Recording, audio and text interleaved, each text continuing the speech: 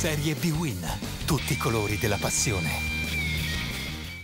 Al Castellani, Empoli e Crotone si giocano la 26esima giornata del campionato Serie B-Win. Si era temuto per un rinvio, ma il grosso lavoro degli addetti ha permesso il regolare svolgimento di questa partita, ostica per la temperatura comunque sotto lo zero e ostica anche per la classifica, che vede le due squadre strette in un fazzoletto pericoloso. Toscani al penultimo posto a soli 3 punti sopra il Crotone. L'avvio di questa gara è di marca toscana. Al 6° minuto il primo guizzo è proprio di Maccarone, alla sua seconda presenza interna davanti ai propri tifosi che lo acclamano, insieme a Tavano, scelto dal primo minuto. Rivediamo il colpo di testa come va vicino al palo, ma al 13° minuto il Crotone rovina i piani con questo gol di Nicola Sansone. Terza marcatura per lui, una traiettoria morbida che va a sbloccare la partita, un vantaggio sicuramente inaspettato per i calabresi, quindi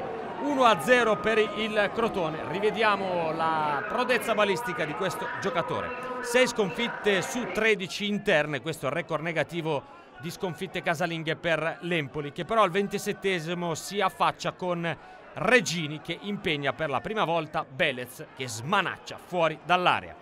Al 36° minuto arriva però la reazione dell'Empoli con Maccarone ancora, che colpisce questa volta la traversa. Probabilmente una piccola deviazione dello sloveno Belez. Rivediamo. Grande occasione per l'Empoli per pareggiare i conti e rimettersi in partita. Si va negli spogliatoi con il vantaggio dei calabresi pesantissimo.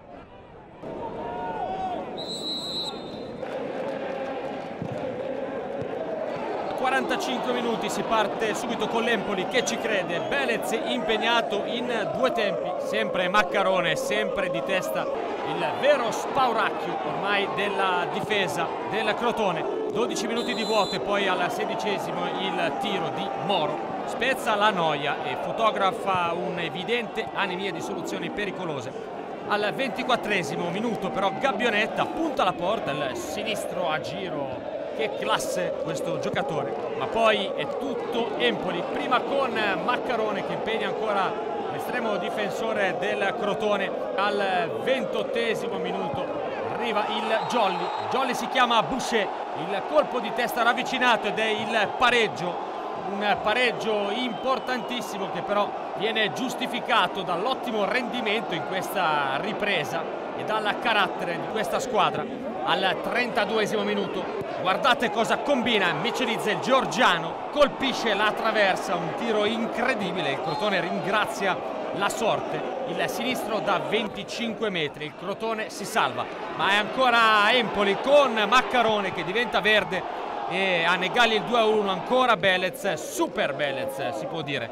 43° Maccarone da 2 passi non impatta con sufficiente forza, un risultato che forse avrebbe premiato l'Empoli. Finisce 1-1, un pari che non serve a nessuno dei due, un po' di rammarico per i toscani che possono però dire di aver trovato un'arma in più che si chiama Maccarone.